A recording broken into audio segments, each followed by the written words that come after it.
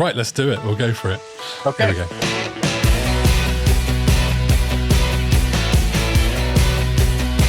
Welcome to Rewind Classic Movies podcast about 80s and 90s movies you probably saw as kids, even if we weren't old enough to understand the adult themes. I'm GB, and with me is only the creator, writer, producer and director of Tremors, S.S. Wilson. Hello.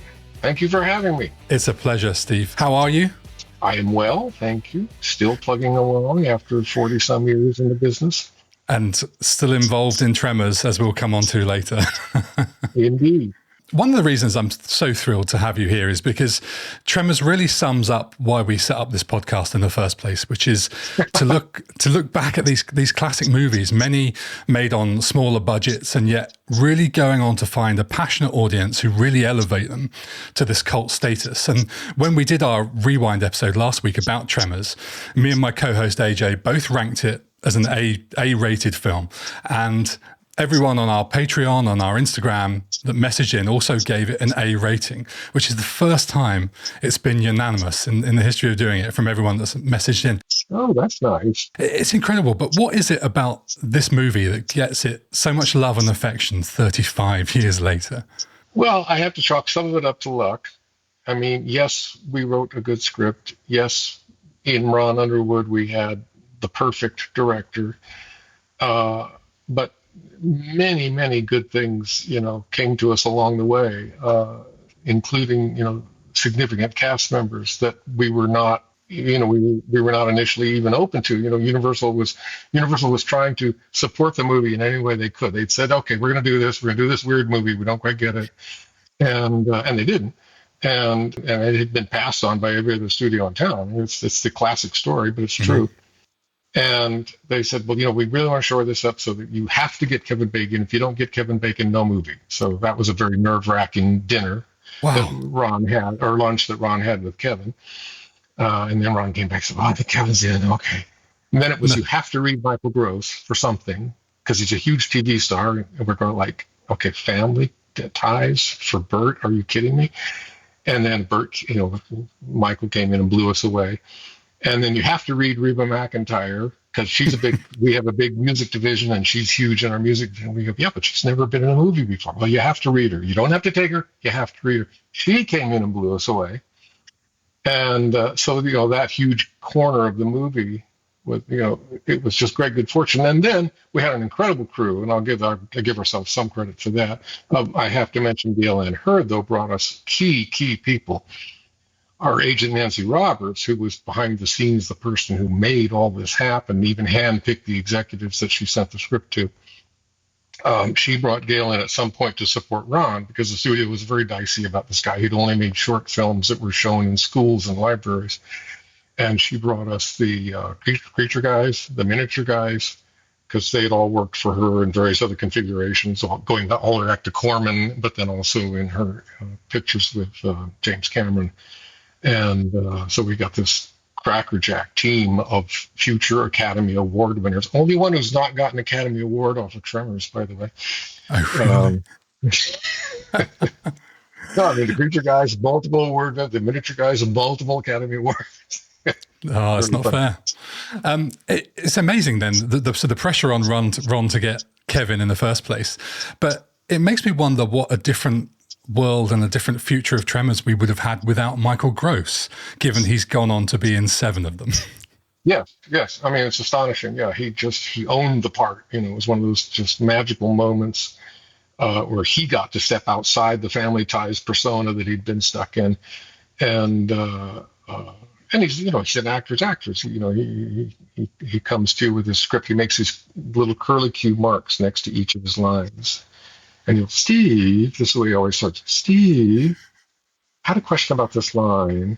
Because he started researching survivalists. He didn't know anything about firearms. He learned about firearms. And, like I said, he's an actor's actor. He goes all in for the part. And, and yet, is incredibly flexible too. He's not a method guy who disappears into the part, but it was a huge boon. And then yes, Michael's willingness to come back when we did 2, 3, and 4 meant a lot, to the cult following, to the fans, because of course Bert himself has just an a rabid following. It's always funny to me because I go to these festivals. I've been to a lot of these festivals, and the super fans show up. They come from all over the country, sometimes the world, and it's always heartwarming, but it's sort of strange for the character of Bert for them to say, Bert turned my life around. Bert Wow. allowed me to, get free from things, or allowed me to be strong enough to do something. They really identify with the character as wacky as he is, and thank God it helps them, I guess, for the most part. You believe it when you hear about Short Circuit, another of my movies. When people say Johnny Five, the robot, is a wonderful character and I love him, and he meant a lot to me. I get that. When people say it about Bert, I'm always a little questioned. You've played an incredible set of roles, plural, in bringing the Tremors movie and the TV series to life. You set up Stampede Entertainment with your co-creators. Like you said, there's also Short Circuit, Batteries Not Included, and lots more. How does it feel in 2025, looking back on everything you've done? Well, I feel very fortunate to have two movies that survived to move into the pantheon of sort of classics. Short Circuit is still quoted everywhere, Tremors, of course. Uh, and then lots of people who make lots of movies that don't last that way. And I can't take full credit for it. Like I say, we had a lot of good fortune, especially on Tremors.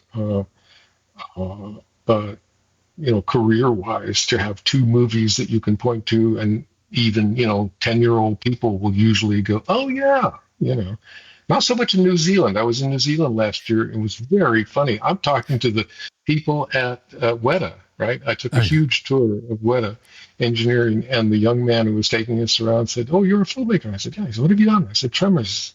Ah. Oh, and I said, Kevin Bacon, Giant Worms. Ah. Oh, I'm sure I know it. I'm sure I know. It's funny you say It's that. I was speaking to some of my younger colleagues who are barely 20 years old today, and I said I was interviewing you, and they said Tremors. Well, this sounds familiar. I said, with Kevin Bacon, and one of them said, "Oh, the guy from the EE mobile phone adverts." Yes, wow. that's it. Yeah, age. There you go. If you've done so many roles. If you had to go back and life was different, and you only had to pick one, whether writer, producer, or director, is there a way that you could pick one? And I'd probably still have to pick writer.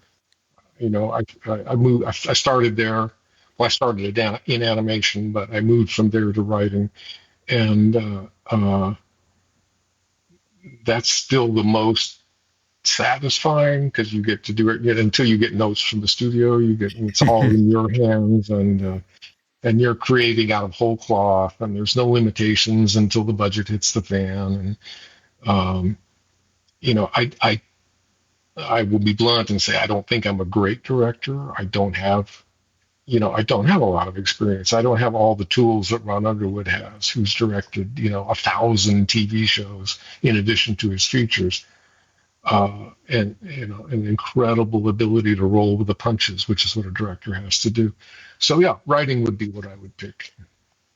do you have any rules of storytelling or writing a movie? Well, Brent and I, who worked together for all of the 40 some years, have a big thing about tone, and it's very evident in Tremors. You have to pick the tone of your movie and you have to stick to it. And the second rule that we have is, because we tend to work in a fantasy universe for the most part, um, is play it straight. Uh, the first drafts of Tremors, I've said this before, but the first drafts of Tremors had too many jokes in them. Jokes at the expense of the people, jokes at the expense of the monsters. And by the time we got to the seventh draft, we were pulling them out, and having, if people say a funny line, it's a funny line they would say in the moment. You broke into the wrong, goddamn reference. So that was our biggest complaint with Short Circuit. Not that it's a bad movie, and not that John Badham was mean to us or anything. We were incredibly fortunate. That was our first movie, our first sale. And within months, John Badham, giant director, had come on, but he did decide it was a farce. and he played all the characters around the robot farcical. There's literally things like the security soldiers running into each other like Charlie Chaplin and falling over. It's worth rewatching the movie in that light. How frustrating is that to you as the creator? Oh, well, that put us on the path to Tremors. Yeah. That and things that went wrong with the picture Ghost Dad and struggles. Not that we didn't have a great time. We did. We spent a year working at Steven Spielberg's Amblin on. He just gave us an office and ran us from office to office, and we pitched in on all kinds of things. Land Before Time, Amazing Stories, Harry and the Hendersons. And we weren't doing any of this for credit. It's just Stephen liked our work and he liked our sensibilities, and we worked, of course, on Batteries Not Included there. Mm-hmm. And what was my point? I was making a point. Oh, I lost it now. I don't remember what the question was. Sorry, we can go all over the place. It's all right. That's what we do. I'd like to go back a moment and just ask, what were your influences? What are some of your favorite movies? Oh, gosh. Well, it's funny. As a little kid, Ray Harryhausen films. Mm-hmm. You may know the Great Effects guy, and it's so funny that his work is just eclipsed now because of what has happened in digital universe. But Ray was the only one doing the coolest monsters out there back in the day. It was either you stuck a horn on an iguana and called it a dinosaur, yeah. Or you had Ray doing a real dinosaur, and that King Kong was huge. And then, I watched King Kong over and over and over. And I only later came to understand what Willis O'Brien was doing with stop motion animation, and ultimately became a stop motion animator. That's what I did for 10 years. And then, moving forward, Jaws I consider just an almost perfect movie. Beautifully edited, and there again, Stephen had, I think, great fortune. Just the cast is just amazing. Everybody is perfect for their role. And I liked the big westerns. I watched a lot of westerns as a kid. So we sort of take the monster movies and the westerns and some stop animation, and it all kinds of adds up to Tremors in a way. Yeah, it does. Yeah. So that's where I was headed with the short circuit. John's turning Short Circuit into too farcical, and then other things that happened to other scripts as we went along. That's what caused us to go to our agent Nancy Roberts at some point and say, "What is this? Why? Well, nobody listens to us." And she says, "Well, you're writers. Nobody listens to writers. Get real. If you want to produce, is what it sounds like." And she asked us to bring her, 3 ideas that we could control completely from the beginning, and we brought her. Three ideas, one of which was this underground, sandworm thing. And she said, "Oh, I like that one. Why don't you pursue that one?" We sat down with Ron. We worked out a story because the master plan was to bring Ron into directors. Ron was the first one to hire us on the short movies back in the day. And to start from the ground up, do it on spec, and control it all the way through so we could produce it so nobody could change the tone on us. Yeah, and it always has been a team effort with you guys, the 3 of you in control of it from the beginning. And I love how you've shared the directing duties over the movies you did. Was that always the plan, or how did that come to happen? It was partly Nancy. Ron asked me to direct second unit on Tremors, which I did not expect to do. And then we got significant, as the movie began to come together and the studio began to see, oh, this is going to work and they do know what they're doing. They sent a fella to the set who he was supposed to kind of be the studio spy and, to look over the shoulder and make sure we weren't screwing up. He was the one who said, your second unit's not big enough. Ron needs way more support here to get through on our schedule. So, I ended up with this, I started out with 5 people and I ended up with, I can't remember the numbers. I want to say it was like 70 people on some of the big days. Cause we would do weird things like, the team figures out how to take a real bulldozer and have it drop like the Graboids dug out from under. The bulldozer really does weigh 30 tons, by the way. Everybody kept telling me, "You're crazy." I said, "No, it really, really does." Both Ron and Brent were saying, "You can't say that in the script. That's ridiculous." I said, "No, it really weighs 30 tons." So anyway, so that was a great experience ultimately. And when it was, of course, it was years later that Tremors 2 happened. So came out of the blue. We were not expecting it at all because Tremors had not done well in the box office. And it was only video that allowed it to become a cult hit. And that's when they called us out of the blue and said, "We need Tremors 2." I'm like, "What are you talking about?" And then Nancy's always operating in the background said, "I'll bet you they'd let you direct it." And having gotten the bug directing second unit, I thought, yeah, I'll do that. That's why that happened. And I think there's some interesting stories. I'm going to point people towards your YouTube channel right now because you do some amazing work taking your father's home video, essentially shot on location of Tremors 1, and you narrate over the top it and tell some very interesting stories, including one about how the second unit came together. So we'll point people there. I've forgotten what I've done on those. Yeah, it was very serendipitous, and I'm glad Dad was still with us when I did it. I got those tapes, and I literally had them sitting around for 30 years. And I started watching. At the time, they were so much Dad's style, panning all over the place and talking to the camera and everything. And I said, he gave them all to me. I said, "Oh, thank you, Dad. Nice home movies here. There's some shots of the grandkid, and that's good." And then, but as I started watching them, I realized, my God, from that era, there's nothing like this. Nobody was doing behind the scenes anything. Mm-hmm. Cameras were still forbidden on the set, but they couldn't tell my dad no because he was my dad. So anyway, that's how that happened. And then I taught myself video editing. I was very pleased with it, and great it's fun. Fantastic. You came up with the idea for Tremors, I believe, in the early 80s. Tell us about that moment of realization. Was that something you thought would become a classic movie as soon as you thought of it, or was it one of those ideas that you think sometimes it just probably won't go anywhere?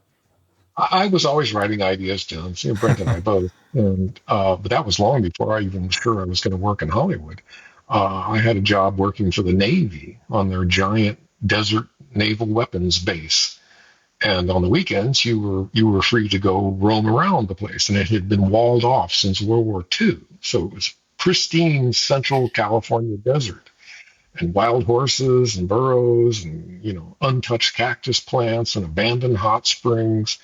And I was literally climbing on rocks very like those in the movie. And I was always writing things down. I was a guy that had paper in a pocket with a pen, that was me.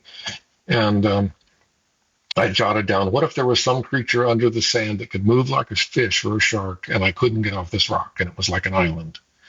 That's what I wrote down. And that's the idea we brought to Nancy. And she said, "Ooh, land shark, I like it." And then we said, "Ooh, can't say land shark. SNL's already doing it." And but that's where the idea came from. Is there any truth to the rumor that you were pole vaulting at the time? Because there's some things online that says you were doing the pole vault. I've never heard that one. No, I didn't think that was. No pole vaulting was happening. And then you ended up, effectively sitting on that idea until you come back to it after Short Circuit and Batteries Not Included and Short Circuit 2. Was it an idea you were itching to get back to, or did it sort of escape your mind for a while? Oh, it absolutely escaped our minds. No, it was the moment we said, Nancy, Nancy told us, you guys want to produce. If you want to produce, you need to start from a fresh idea that we completely control, and I'll see if I can make that happen. That's why we brought her the three ideas. Somewhere I've written down or said somewhere what the other ideas were, and I can't remember now. But she picked land sharks, and no one had not been reconsidered since that moment in the 80s that I first jotted it down. It was literally in a file folder somewhere. We went through dozens of ideas and selected 3 from all of our odds and ends. Amazing. No, it was not something I dreamt of doing. No. You say in the making of that there was discussion early on to put pressure on, I think it's from the producers, to explain where the creatures come from. And you sort of lay out in the making of that the options are there and they're limited, but you said you didn't care. And it feels like older movies used to do a lot more of this iceberg storytelling without having to over-explain everything. As a writer, how much do you find yourself sort of pulling back and almost like, oh no, I'm not going to put that bit in? Do you approach Tremors and sort of say, we're not going to tell the whole story. We're going to leave people, some bits for people's imagination. We might leave some bits for part 4. No, well, from my perspective, it's that there's only 4 explanations, and they've all been done 1,000 times. So we thought it's more fun to list all four and then not pick one. We were literally playing an in joke there. That's the scene on the rock where the three people all float the four ideas, other than the metaphysical one. Nobody says they're ghosts or demons, but I just felt it wasn't interesting to do it, and that it's always deflating when you get the answer. Yeah, yeah. But do you find yourself as a writer generally pulling back when you write things? But not in terms of the explanation. Not I wouldn't say deliberately so, no, but because it depends on the story. Sometimes the explanation is the story, so then you got to work from that directive or that direction. And before we talk specifically about each movie, can we just briefly talk about the posters, because they are bizarre? Oh, it was a sad. To us, it was sad. It was the only place in the process that we lost control. Once Universal stepped in and took over marketing, and we were excited to have them do that. Of course, it's a very creative group of people in the marketing division, but they didn't know the movie was strange. The tone we had found was unusual at the time. I didn't even know this, but Drew Struzan, who is a famous poster person, in fact, I believe did Batteries Not Included, submitted some that were rejected that I never saw to my memory. And many years later, like within the last 2 or 3 years, some fans, sent me images of them and said, "Hey, did you know this was a Tremors poster?" Like, oh my God, that would have been so great. He did all the iconic Star Wars posters, of course. Yes, indeed. So amazing. Yes, they rejected Drew's work, and they were. I mean, in their defense, they were stuck. They said, "We don't." Even the trailers show it. Some of the trailers are goofy, with goofy music in the background, like a whole lot of shaking going on. They couldn't get a handle on how to sell this movie that was sort of half horror and half comedy.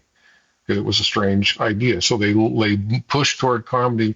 And then in the final horrible step, they came up with the Jaws poster, and it was so painful, and put teeth in the mouth of the tentacle. And they wanted to put eyes. And we said, no, one of the huge points in the movie is that doesn't have, and we won't put eyes.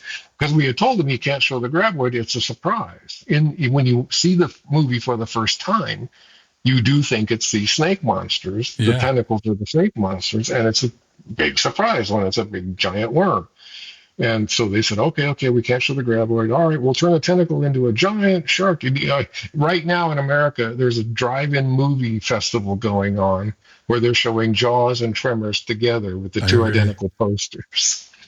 To me, that's embarrassing, but to everybody else, I guess it's fun. It's humorous, I suppose, if you're not involved. We did not have any say over the poster, and we were very sad about it. I mean, it does give the audience a surprise in one respect, in that monster never appears in the movie. Hey ho. Moving on to Tremors, the original, specifically at this point, I made the point on the show last week that this could easily have fallen in with hundreds of other movies around that time that were just horror movies. There were plenty of them, but this always stood apart for several reasons. The great casting, the great story, the great visuals, but a huge part for me is the humor and the tone, which you touched on a minute ago. Clearly, you said you always wanted it to have humor, but how do you find that line between horror and comedy? Because it's an interesting balance. It is, and it's something we stumbled into. Brent leans toward, comedy, and I lean towards story. I just want the story to make sense. That's all I care about. I don't want people doing stupid things, walking up to the window and yanking the curtains back with their face inches from the glass. So as I said, we stumbled into it, but for some reason we've always agreed on it. We argue relentlessly all the way through the process. But and using Nancy and Ron as sounding boards too, we finally got the script to where it was, what we shot, and it's something we've maintained ever since in our because most of our stuff has been fantasy stuff. We've always tried to here's the fantastical element. Everything around that element should be played as real as possible. The realer it is, the more fun the fantasy is. And we believe it, and we've really tried to stick to it. Richard Donner very much quite openly talked about that approach, making the original Superman, and I think he had the words on the set, of the approach. It's important. Yep. And I mentioned the behind the scenes earlier about your dad's home videos and stuff. It's a fascinating insight and really puts you on the set. And there was a fair share of obstacles to overcome. I think it's fair to say, from weather to practical effects. How did it feel making this small budget movie in the moment? Because it's a huge, incredible achievement to get to that stage as a creator, but also a huge amount of pressure. So what sort of emotions are you going through at that point? Well, we had endless trouble with it. I love that people love that this all practical, but of course we didn't really have a choice. This is 1989. Just the barest beginnings of some digital effects were starting to happen. So it wasn't even on our radar. And our team, came together to, well, how are we going to do this? And they made the elevator that ultimately didn't work very well. That was it was supposed to shoot the graboid out of the ground. We were lucky it would lift the graboid anyway out of the ground. And so we were disappointed that we were not able to get a graboid to explode up the way we wanted. And we did do it in Tremors 2, completely different system. And then, well, if you've watched all those videos, you know about the ghastly night of the sinking car that wouldn't sink.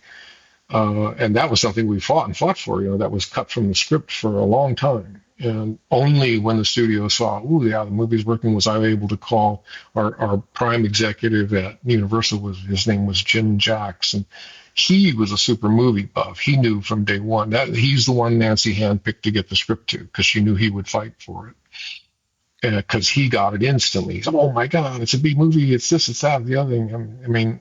And so I was able to call Jim and say, look, we cut the sinking car, but Jim, you've never seen a car sink into dry dirt in a movie. And he said, you're right. Give me a budget. So our budget crept up from whatever we started with to add that scene. You never could get it to sync, am I right? On the set, our mechanical effects guy just blew it that night. He came to us in the middle of the night, and hours left. And he said, "Guys, the car's not going to sink. Don't know what to tell you."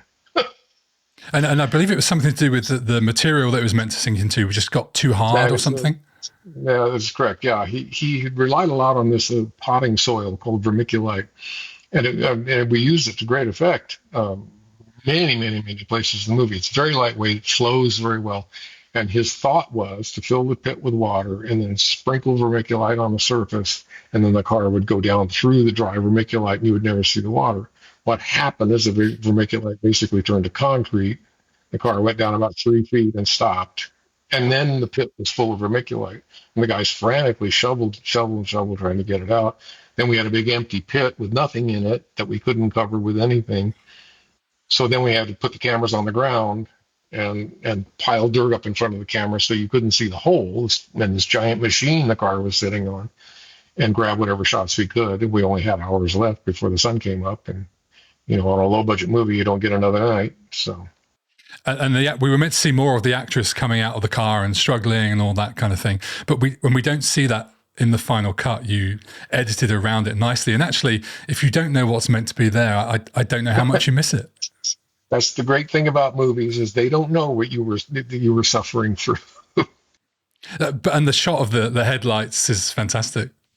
Ron is a brilliant editor. I mean, Nick, our editor, was a brilliant editor, but Ron really understands the process, and he just frantically started grabbing shots, knowing what pieces he would need to try to sell the idea. And it does sell the idea, yes. And you're right.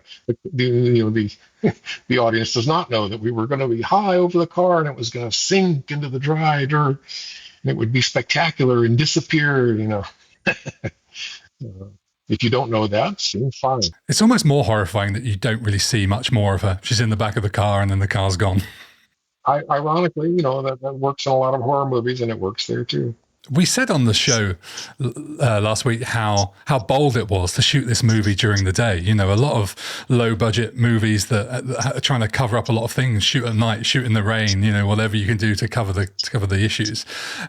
You could have easily shot this at night and hidden those imperfections and shortcut in a way to more scary. But it stands out for being done during daylight, and I think massively benefits from it. Was there ever a discussion around setting it at night? From day one with the cinematography. There's another fellow, he had worked for Gail, and she really trusted him and liked him. And he walked in and he said, "Well, my first problem with this movie, everything should be at night." I said, "What?" And he never quite got past that. He and Ron didn't get along great for some of the shoot, because it's hard. As a DP, it's really hard. It's glaring. You're always fighting the sun angles. You're fighting to make things match. You're fighting to move fast enough so that your over the shoulders work. And we did deliberately pick that. I mean, that was a deliberate choice that we had made. And we were shocked when he came in and didn't like it, because we thought maybe Gail would have prepped him a little more. Because he was used to, he had done a lot of horror movies, and that's what you do, of course. Yes, it's always scarier at night. And we said, no, we want this to work. And ultimately that was a good choice. But it did make a lot of things hard. My God, the effects everything is harder in broad daylight. So yeah. Oh, you do some amazingly inventive stuff in this. My favorite might be when you make the tracks underground and you have the buoy and cover it over, and it just looks it's an incredible effect to have come up with. Yes. That same guy who gave up on the sinking car, he came up with that buoy, and we've used it over and over in every movie. It works so well. There's a shot outside Chang's where you see the wooden floorboards, and they're very small and very close together. And it's the same thing. You see the hump. Was that the same effect? Because I struggle to believe how you pulled that off. Well, there's pictures, I think, of those videos somewhere. Yes, it was the exact same effect. They dug a trench, Really? has a latex roof on the top of the trench. And then the construction people made sure that I don't know if those are balsa wood boards, but I'm sure they were very lightweight. But the hump was pretty powerful. It was pulled by a Jeep, and it was on a cable. And the buoy was indestructible, giant piece of thick plastic, and it had no problem, ripping up the sidewalk. It's perfect. It's perfect. It was in the script from the very beginning and in the storyboards from the very beginning. In effect, we knew we desperately wanted, and it worked. Worked great. The ending we get for the first movie is not the ending that was planned. Can you talk us through what you originally wrote and why it changed? Well, we were very intellectual in our we knew that the love interest would take a back seat to the action of the movie. This is the way these things go. But we also knew that we've got a lovely woman, and we've got Kevin Bacon. The audience is going to expect them to get together. And we wanted the little tiny character arc that Val has is to recognize that this very smart lady who doesn't look quite like his ideal is maybe a good partner after all. So our intellectual version, the Brent and Steve version, and I think it's in the DVDs, it's in the extras, is Val does not accept her when she comes and takes his picture at the end. He still resists the idea, and by that point he feels he's not her equal.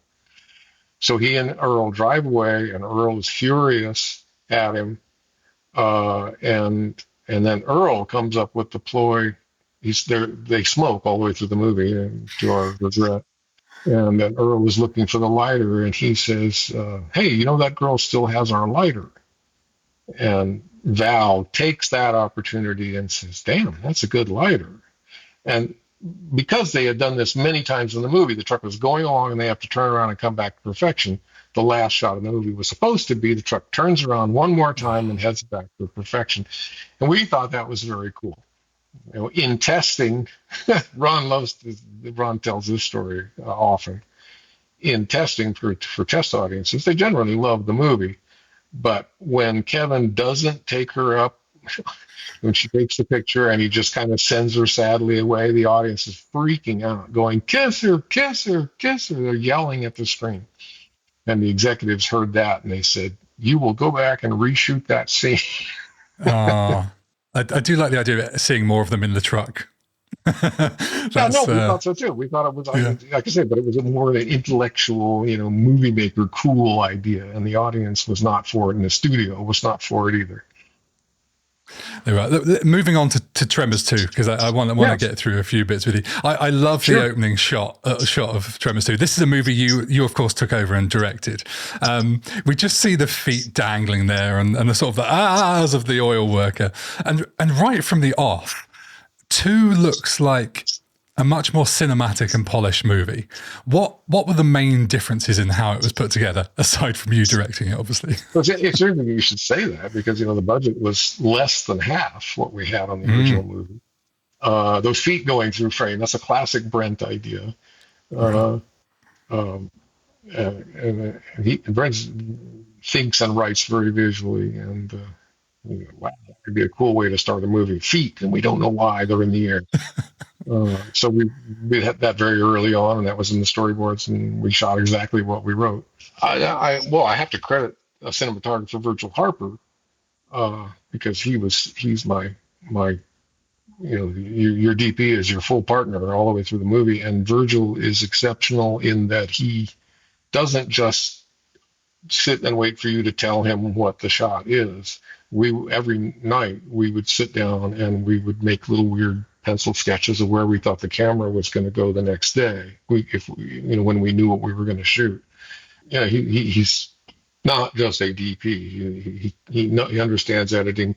He and he understands storytelling, and he'll push back. He'll say, "Well, this is the scene where she's doing this and she's frightened of that. I think the camera needs to be low or the camera needs to be high." And a lot of times I would defer to him because of his thinking. So I'm pleased to hear that you say it looks more polished. That's interesting because we were under terrific pressure to make that. Half the shooting days and half the budget, and we're adding these shrieker creatures. That they're not hidden underground. Part of the reason the graboids are hidden underground, part of the reason that we use the tentacles as much as we did, that was part of the design. We knew if you had an 8-foot thing on the set, it was going to be difficult to work with. And sure enough, it was. So tentacles helped us all the time. How were you feeling going into this? Were you feeling confident? Nervous but confident. My experience shooting the second unit made me feel confident. I was less so with the actors, especially I had such seasoned people. I had Michael and Helen Shaver, I had Fred Ward, and I did not and do not feel like, I necessarily got the very best things from them. I remember Fred coming to me with, well, he started to say something and I said something that stopped him, and he walked away saying, "Well, I might have had a little different idea for the scene, but let's just go, let's shoot." He's professional. And I'm like, "Oh God, I just shut something down, and I'm not going to get him back." and so I felt very nervous about that kind of thing. Well, I'll tell you this story. I think I've told it before too, but Helen, of course, had worked with everybody and everything. She had a lot of experience. And the most nerve-wracking scene for me was the mini little love scene where they're trapped on top of the oil tank and they're talking, and she reveals that she was actually the playmate that he had on his wall all those years ago. And they got a kick out of that idea. And they, and actors, that's the kind of scene they want to shoot. They get so tired of, look at the monster, do this, do that. Oh no, you can't turn left because the monster's over there. They do it, but it's exhausting, and they love to do acting, right? And so I don't know whether to call for another take, and I'm not sure what to suggest to them. And under real time pressure, I can't shoot, 100 takes of this thing, especially if I don't even know what I'm trying to get out of them. And Helen takes me aside at one point. I was apologizing for calling for a 5th or 6th take or something. And Helen takes me time. She says, "Come on, Steve. Scorsese doesn't even print till take 30." Amazing. They were fine with it. To my shame, I never saw that reveal coming. I don't know. Was there ever any plans or talks after the first movie to bring Kevin Bacon back for the sequel? Oh, we begged him to come back. we flew to New York, and he happened to be on the East Coast, and because it's a feature with Kevin Bacon, it's a direct video movie without Kevin Bacon. That's what was hanging in the balance for us. But Kevin, of course, the movie had not done well, and that's very hurtful. And he'd had a couple of other movies not do well in which he was leads, and he was very polite and very nice, and not acrimonious. We didn't know how much how disappointed he was. He was never open about that till years later. But he just said to us very, calmly, he said, "Well, guys, I don't like putting myself out there as the lead, and when people talk to me about this movie, they don't say you're so great. They say those worms are so cool, even though he is great. He's so good in that movie." So yeah, we went, we made the big pitch to get him back, but he wasn't willing to do it, and so the studio said, "Okay, got to do something else." No, the first script it was Kevin and Fred. Right. We frantically had to race back and invent the character of Grady. So at what point were you aware that it was going to be direct to video? When Kevin said no. Right. Oh, okay. So it could have been a theatrical if Kevin had signed on. It would have been a theatrical release if he had come back. Oh, wow. Yes, there was a lot hanging in the balance there. Yeah. There's a great line in the sequel where Christopher Garton's character is mistaken for Kevin Bacon's character. And he says, "Well, I'm not the original guy," which was absolutely brilliant. I mean, how was the writing of trying to write around the Kevin Bacon of it all? Was there a lot of that in the script, or was that improv? Or? Oh, no, that was all in the script. Yeah, we knew we had a problem. We said, okay, well, here we are. We're doing another Tremors, and we don't have Kevin Bacon. And so we thought, well, there's an expression writers use, throwing it up, instead of really going public with it. We thought, well, let's have Christopher say that at one point. He was all on board with it, and he plays it so perfectly. He's great in the movie. Oh, he's amazing. Chris is amazing. I mean, it's funny that you always think about what could have been, and yet he brings such a wonderful element to it. Being much younger than Fred, and that's what we wrote. We wrote, crazy, enthusiastic super fan, and Chris was all over that. And Fred, of course, he's amazing in everything, and he plays that, plays the straight man, and looking askance at this crazy kid, so well. It could easily have come across as sort of carbon copy Kevin Bacon wannabe, but it brought so much more to the movie. He did so well. Well, yeah, we did. Once we knew where we stood, and we said, Kevin has said no. We got to reinvent this thing, and then Reba said no, and we have to figure out what to do about that. She was off doing another movie somewhere, and so we knew what we were up against, and we said, all right, we've got to make these characters as distinctive as possible, and as different as possible, and try to make the movie stand on its own. Give it a new character reference to go from. I was going to say that the huge achievement of the sequel for me is not making up for not having Kevin Bacon or Reba, but making the story about killer giant worms feel fresh again. Well, we were excited about that because we had no idea what to do. When they called us, they said, we're going to make a sequel with or without you. And we said, really? And they said, yeah. And so we sat down with Nancy, and she was dubious. She said, oh, God, you really, at this point in your careers, because we were writing big movies, you want to do a direct-to-video movie? Really? And we said, well, we don't want somebody else to do it. We love Tremors, and the opportunity to go back at it was exciting. And then, we started, as we always do, okay, what's the worst possible cliche? The worst possible cliche is Queen Graboid. Okay, so that's the one thing we cannot do. We cannot do a Queen. And then we go, well, what do you do? And I don't remember where. I was driving through the desert. I was commuting from L.A. to Flagstaff at that time. I had a house in Flagstaff, Arizona. And I was driving through the desert. Now, I don't know when it hit me, but I thought, well, okay, if it can't, every version of Queen is bad. I don't care what you say. You call it a king, it still doesn't help. I thought, okay, it turns into something tiny, turns into leeches or something. And I called Nancy and Ron and Brent, and I said, turns into something tiny. And they go, maybe. Not so sure. Well, it's a lot of tiny, and they're really scary. and that's where the Shriekers came from. Amazing. I also love how you don't gloss over any of the non-returning characters and everyone's absence is addressed. Reba's brilliantly written out. Thank you. I've always been a super fan, from the time I was watching King Kong over and over again, and I get that world, and and I know what fans think about, I love to do that. I love to tie up loose ends, and you can't always do it, but why not? Why just ignore it? Which they do in so many movies. They just ignore it. Oh, this incredible character is just not there. The audience is going, why? Do the work, come up with a reason. Absolutely. Gonna move on for time. And I don't have much to talk about for Tremors 3, partly because I've got lots to talk about 4, which was another movie you directed. I'm glad to hear that. I love the setup of 4, going back in time to establish how they were first found. It just makes so much sense from a story point of view without contradicting what was said earlier about not needing to know the full explanation. How much fun was that to come up with that idea? Well, we're backed into it because here are the steps. Universal said, we're going to make Tremors 3. And we said, okay, fine.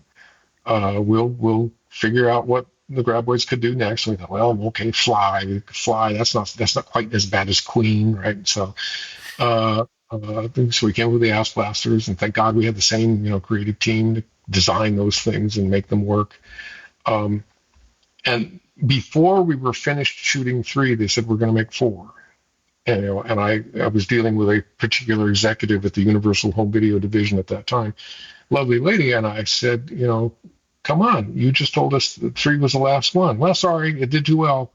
Or 2 has done too well. We can't let the franchise go. You got to do 4. And I said, do you care if we do it as a prequel? No, I don't care. Do you care if it's a Western? No, anything. Tremors, fine, go, do.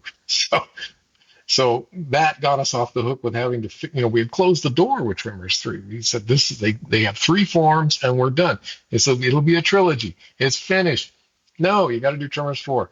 So we did the prequel thing. And I'm so glad you did, because it's such an enjoyable movie from start to finish. We had an absolute blast before. You bring back Michael Gross in such a brilliant way.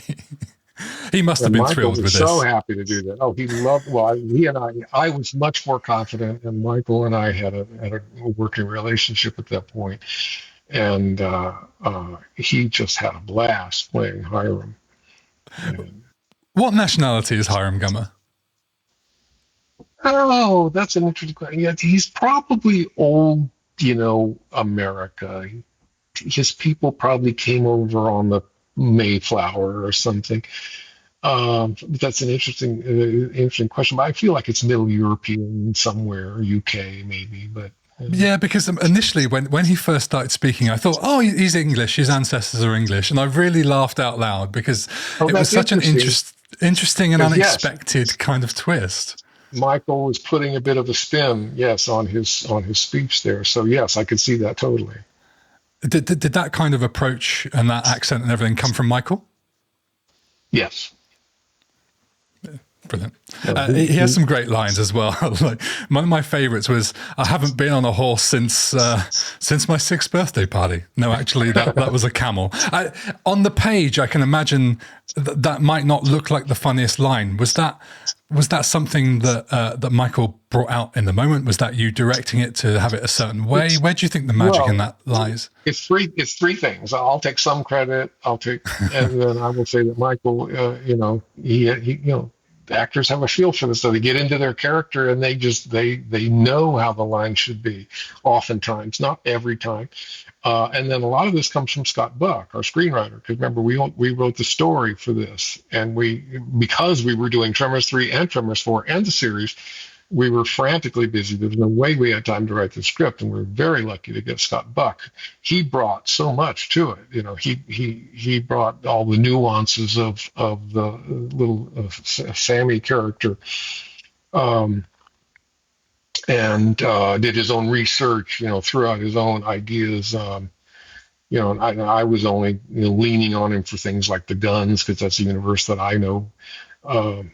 But the bit with the kid fixing the bicycle, all of this is Scott, Right. embellishments that he brought to the picture. And the town is also like a returning character in this movie. How fun Oh, it was is, yeah. that to bring that back to life? Oh, it was great fun, great fun. God, we had to move even closer to LA. I mean, it doesn't look remotely right as far as you not having the Sierras behind you and all that stuff. And it rained cats and dogs for half the production. We were stranded on this little movie rental area. If oddly enough, Jim Cameron shot the stern of the ship dropping into a giant tank. Just beyond the store is a giant water tank that he built out there, because everybody shoots there. It's a movie ranch kind of place. So yeah, so we threw up our town one more time. We made Chang's Market a tent. No, but it was just great fun, and it's been very pleasing. It didn't do well because simultaneous with its release, the big chains, the big video chains, like Walmart, for example. Walmart is a huge market. Dump your movie into Walmart and you sell it. They started saying they won't carry movies that don't have a huge ad campaign behind them. So they dumped Tremors 4 out there, and nobody was buying it. Nobody Oh, was even putting it on the shelves. So we thought for sure that would be the end of I really, I'm not just saying this because you're here, but I really enjoyed it. this movie, and it has so much heart. I have Michael's had, character arc, the yeah, community, the way they all really care about each other. How hard is it to give a movie heart? well, you do have to think about it. And again, I give a lot of credit, even though we did the story and we gave Scott a lot of notes. Scott invented a lot of stuff. And those key moments, you give actors those good moments, like the little kid fixing the bike, and then they're going to sell it back to Hiram. And God, there's so many good moments. Brent Rome is the Hispanic character. If somebody says something about the Alamo, there's a line in there about the Alamo, and he says, "Well, speak for yourself." It is fantastic. To answer your question, I mean, you do go for it, and you do want it to be there, and the cast and I had, especially in those emotional scenes, that's the scenes you sit down and talk about, and you rehearse them, and you try it this way, try it that way, uh, and sometimes you get there. Between you and Michael, Michael, I mean, he's great in all the movies, but he is another level on this. Yes, yes, yes. It's just Absolutely it's just amazing. delightful. And it has had time to find its way in the video world too, and every screen revival festival thing I go to, people go out of their way to come up and say it's their favorite. Mm. I don't expect that usually, but some people say Tremors 4, best one, best one. Doesn't Okay. surprise me. Tremors 3, just briefly, seemed a little bit Yes. more CGI heavy, perhaps. Yes. And then 4 looked like much more of a return to the practical graboids and things. Was that a It was. deliberate decision for any particular reason, or was that driven by story? Well, in 3, we were pushed that way because that's what was happening. The technology was Mm. there, it was ready to go. There were people sending us demo reels saying, "We can do this, we can do this." Ultimately, does not look great. It's okay, but fans did not like it. There was real negativity from the fans, especially in the shots that don't work very well, and they don't. Uh, you know, we ended up relying on it to get through the movie. The budget was just as low as it was for Tremors 2, or maybe even lower.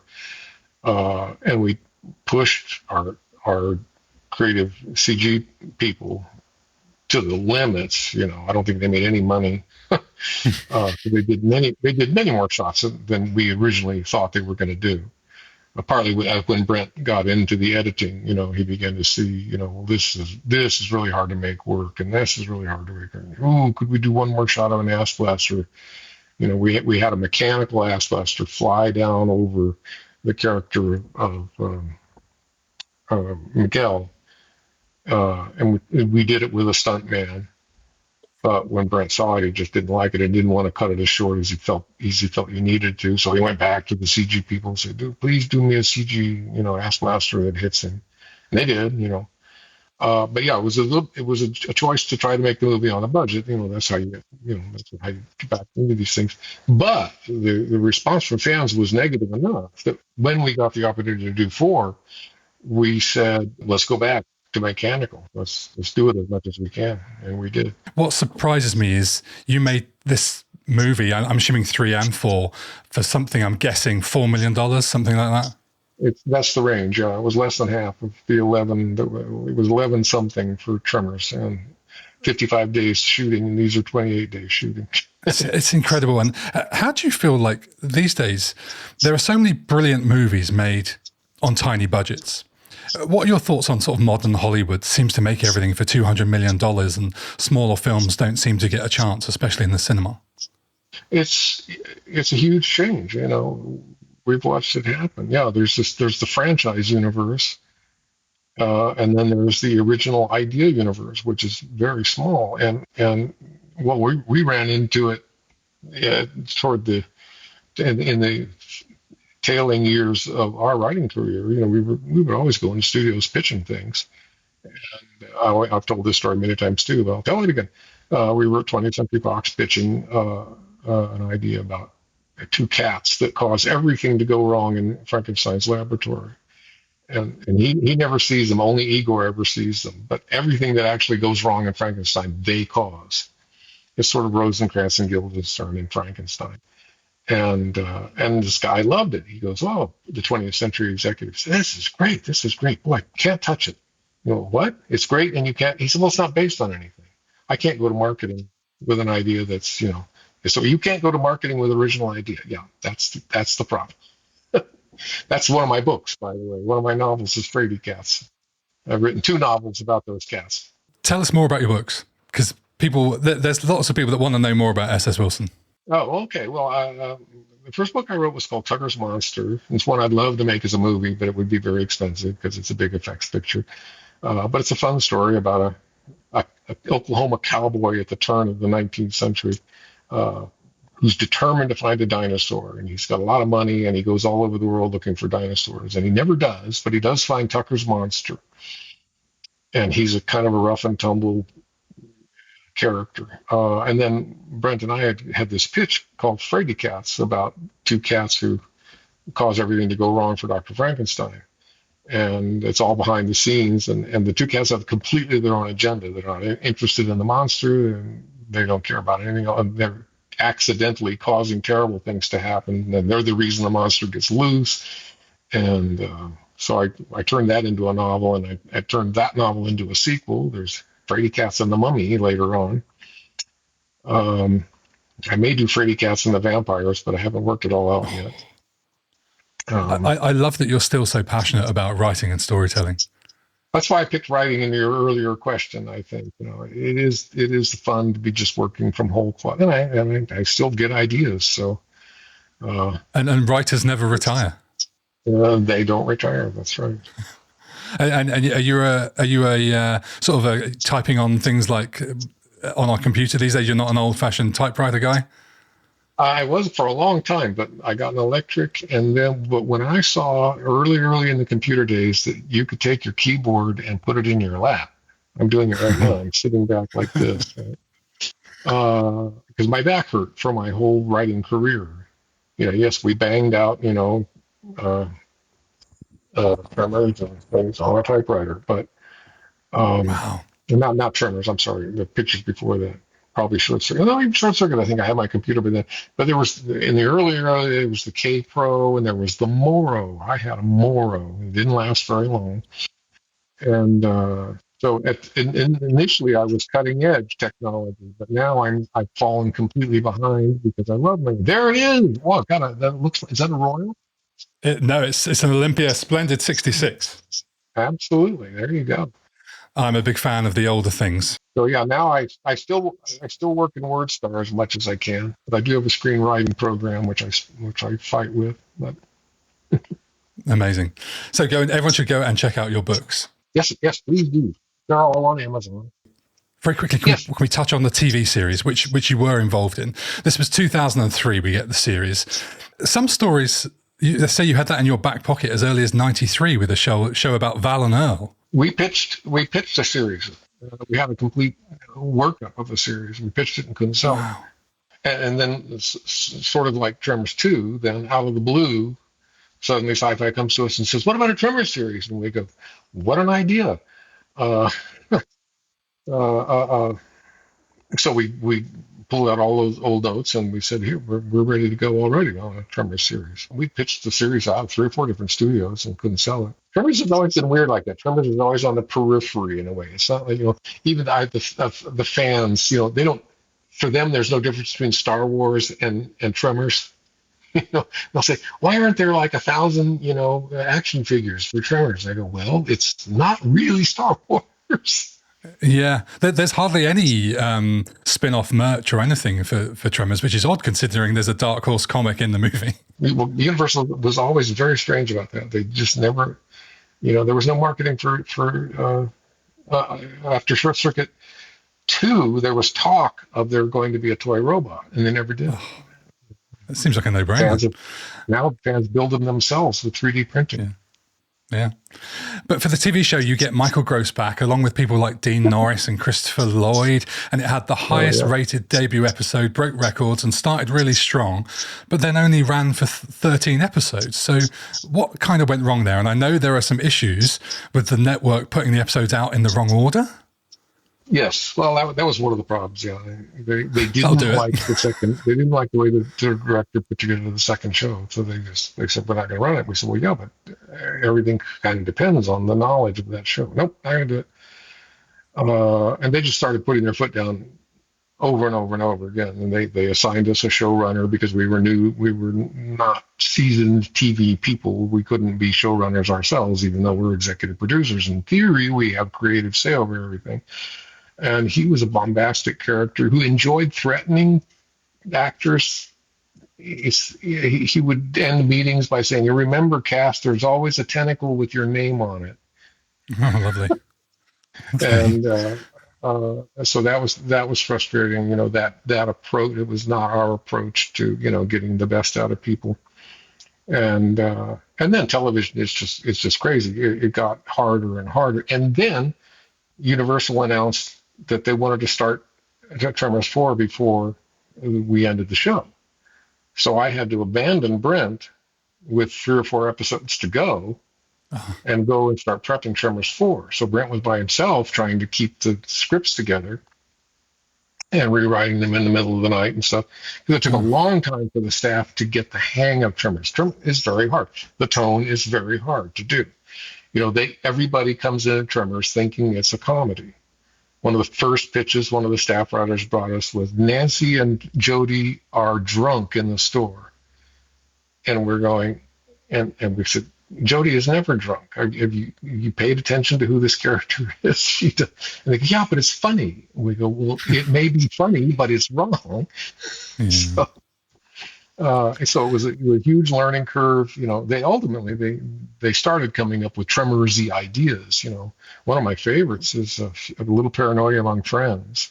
Michael and the young fella who's the good the good hunk guy. They go. It's a kind of a smaller show where they go off to a town where everybody's even crazier than Bert, and it's a wonderful episode. But yeah, it was hard, and then they began to they began to dislike our telling them how the show should go, and they literally barred us from the editing rooms by the end of the show. All the music for Tremors 4, I got to tell you this one. All the music in Tremors 4 is music they rejected for the series. No, because the music in 4 is fantastic. Yeah, no kidding. I asked Jay Ferguson, send me. He hit the music for Tremors 2. I said, "Jay, send me some Western stuff, that I can just demo, to them." And he said, "Oh, here's like 5 different themes he sent me."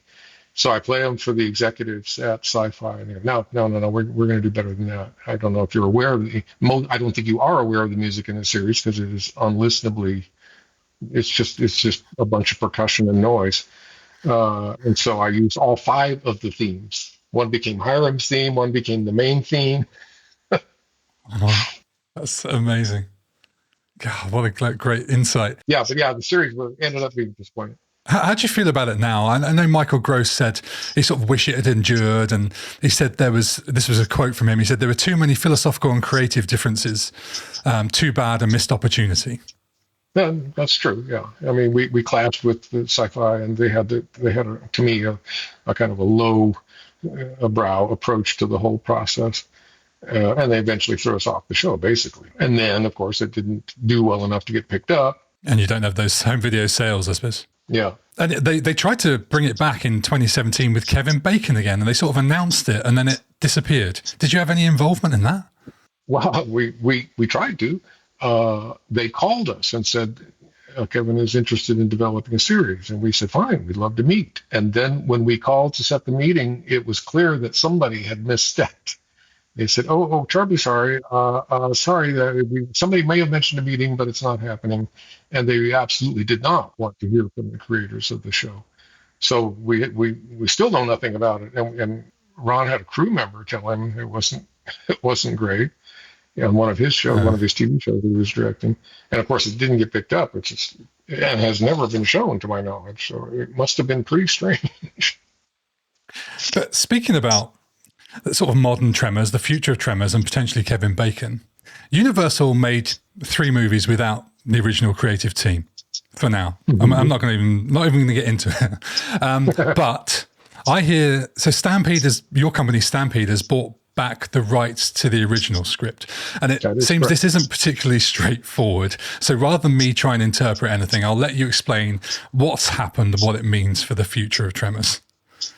Well, we don't know what it quite means for the future, but there is an American copyright law that allows people to reclaim their work under certain circumstances.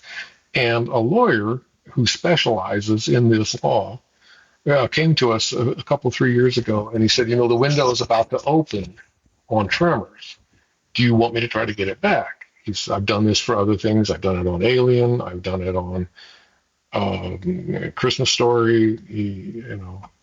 I've gotten the rights back for the original creators, and we've gone on, in some cases, to make very successful movies. Are you interested? We said, sure. What's the deal? He said, the deal is I work for free until I get the rights back. So that's his deal, and then he's a producer. That's how the deal works, and it makes perfect sense. And so he did it. We have them. The caveat then is the U.S. copyright law. It doesn't have anything to do with foreign rights to a movie. Well, you can't make a movie for the U.S. market only. So Universal still has to be involved. And Universal has to agree to either let us use the foreign rights or to distribute. So it becomes a row of hurdles to get something really to happen. So we have generated several versions of what a sequel might be, and we have interest in one of them. Ooh. And as I said at the beginning of our conversation, we're not allowed to say more than that. The people who are interested don't want anyone to know they're interested until they say so. That is just enough to whet everyone's appetite. I know it's going to drive fans crazy. I can't. I haven't put anything up on Stampede. I told people months and months ago. I posted on the Stampede site. Look, don't listen to all the lies out there. If it's not on Stampede's site, it's not real. And now I'm not allowed to say anything. I'm waiting. We don't even know if it's going to happen. I mean, like I said, there's interest. It's serious interest. It's perking along, but it can fall apart, anytime. Somebody can say something to somebody, and it doesn't happen. You don't have to reply to this, but we've had an era of old characters coming back, whether it's Harrison Ford as Han Solo, Harrison Ford as Indiana Jones, and all these kind of endless movies coming back. The time is right for Kevin Bacon to come back in Tremors 8 with the original creative team and do a good, nice roundup. That's all I'm going to say. Everyone would want it, and tell you what, people would go to the cinema and watch that. That's all I'm going to say. Believe me, everybody does want it, and everybody is interested. And I can't say which of our ideas is in the lead right now, because we don't have any say over which one is their favorite. So we're waiting to see. I can't imagine there's an idea that involves Kevin Bacon that isn't their favorite. Anyway, what is it about Tremors that gives this like ongoing appeal? 35 years on, we've had 7 movies, a TV show, and people are still wanting more. What is the secret of this? That one I can't answer. I'm amazed at the fans who have hung in there through the not so good sequels. They just love all things Tremors, and you can't stop them. Um, I I guess I would say the original does hold up. And that's 100%. partly, I'll take credit for part of it. We can take credit for it being a good movie. It's also partly luck in the sense that the setting is not easily dated. Even today, you kind of buy that Walter has a radio that only reaches to the ends of the valley. It doesn't, and nobody has a cell phone, but you don't expect them to. That's one of the worst things about updating it is everybody has a cell phone. What do you I do? say this: modern movies are ruined by cell phones. Yeah, really. The only place I saw them I thought used well was Train to Busan, where they just went all in and said, you know what, it's a zombie picture, and everybody has a cell phone, and they're talking all the time, and it doesn't help them. The guy's on the train and he's on the phone to his mom. Doesn't help. That movie just goes like a bat out of hell, and it's one of my favorite movies, by the way. Wow. Um, This is why I want the next James Bond movie to be set in the 60s or something, because technology's ruining it. Anyway, that's a whole different conversation. Well, you see that a lot. You see a lot of movies set in weird times. 1983. And I think that's part of the reason. Mm-hmm. I'm just going to have a couple of questions from our listeners. Doc on Patreon asks, were there any challenges with filming what some would call a B movie? He loves the movie, by the way, with high-profile talent like Kevin Bacon, Reba, and Michael Gross. Well, no, in the sense that it was Reba's first movie, so she was very happy to be doing, anything. And she still talks. I just saw her the other day on a talk show talking about her first line. Lovely. Her first line, if anybody knows, is "stinks too." First line she said on camera. I will say no, there were no issues with it. Yes, it was definitely a B movie, and everybody knew that. And everybody is a consummate professional. Fred had done giant movies. Kevin had done giant movies. Michael had done giant TV shows, and for years and years. But actors are actors, especially film and TV actors. They know their world. They know their business. They show up and they do the job, kind of thing. And we were very fortunate that everybody on our shoot was that way. We just didn't have any prima donnas, and they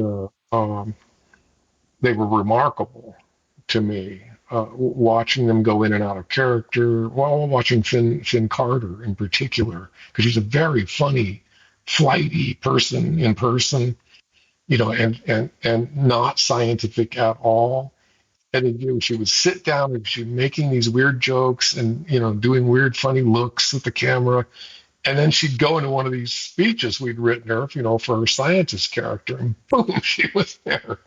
They move through the alluvial earth, very easily.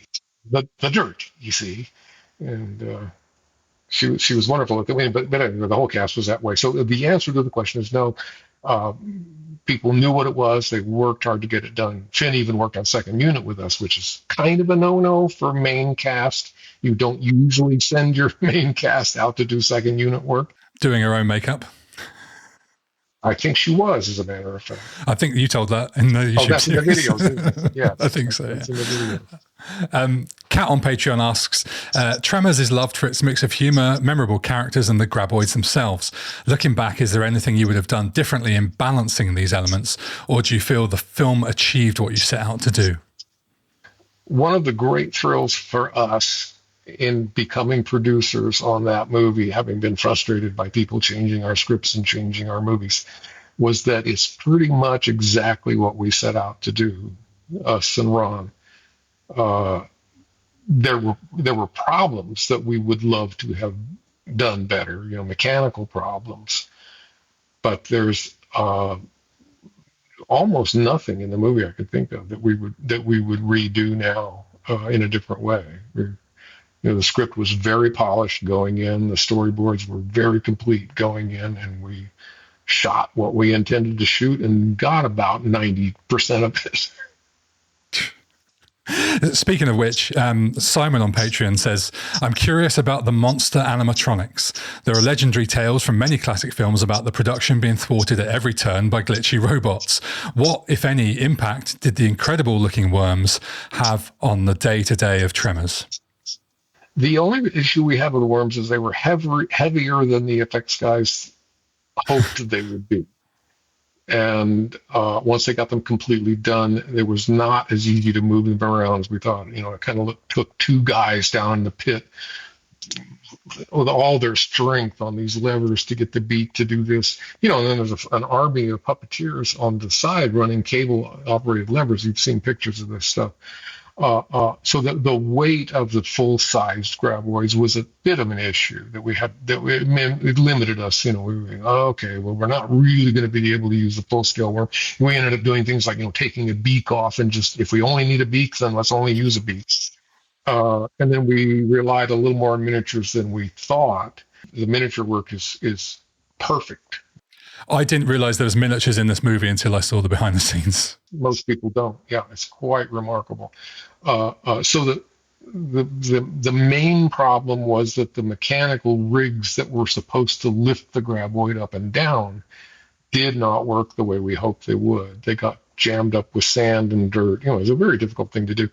And in the first time the graboid comes up in the middle of the town outside Chinese Market, that was it. It took hours to unstick the elevator then and even get it back down into the ground. And again, point people towards your YouTube channel, because there's some fascinating behind the scenes bits that your father filmed where you narrate, you wanted 3 takes and you couldn't do 3 takes. And it's those kind of limitations, and the innovation on set is great. And what really struck me comparing the behind the scenes of 1 and 2 is for the first film, you've got, I think just one guy down there essentially pushing up on the lift. And then for 2, I think it was, you've got like a whole underground structure with lots of guys and beams, and the whole thing just rockets up, and it's amazing. Yeah. Well, that effects guy, he was big on simplicity. It's literally bungee cords that lift the thing up. It's on some kind of a boom, but he has these big, giant bungee cords, and you pull a lever and the thing goes up like a catapult. God, comes up right behind Christopher in the best possible way. Yeah. Matt Garvin on Instagram asks, if you were going to make Tremors today, would you go CGI or stick with practical effects? We would stick with practical as much as we could. The fans are very vocal about it, but we still feel that their CG effects can be very good, but they still, to me, stand out. They do have problems. They're pretty good with dust and fire and so forth now, but dust in particular and flying dirt and everything, it's gotten 1,000 times better. But if you can do it on set, it's still better, and the actors can see it, and the crew can see it. We say this week after week about these old movies with practical effects. They stand the test of time. They do. They do. So I'm going to have to butcher this guy's name. I apologize. Svein Thorarensen on Instagram says, I felt like Ward and Bacon had such great chemistry. How was it behind the scenes? It was incredible. They hit it off on day one. They worked out the stuff they were going to do. I mean, it was written, scissors, rock, paper was written, and the running gag with the lighter was written. But Fred and Kevin they found their good old boy friendship just from the get-go, and I'm sure Ron would probably say it differently from me, but it felt like to me we didn't do anything. They were just out there acting. I'm sure Ron was directing them all the time, and they were taking direction. But again, in good fortune, that they hit it off the way they did. Because actors don't always, and sometimes it's a struggle. You don't really like the guy, and you got to do a scene with him. That did not happen for us.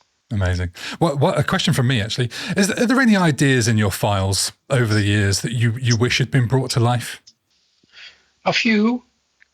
There's a few. Well, Fraidy Cats is one.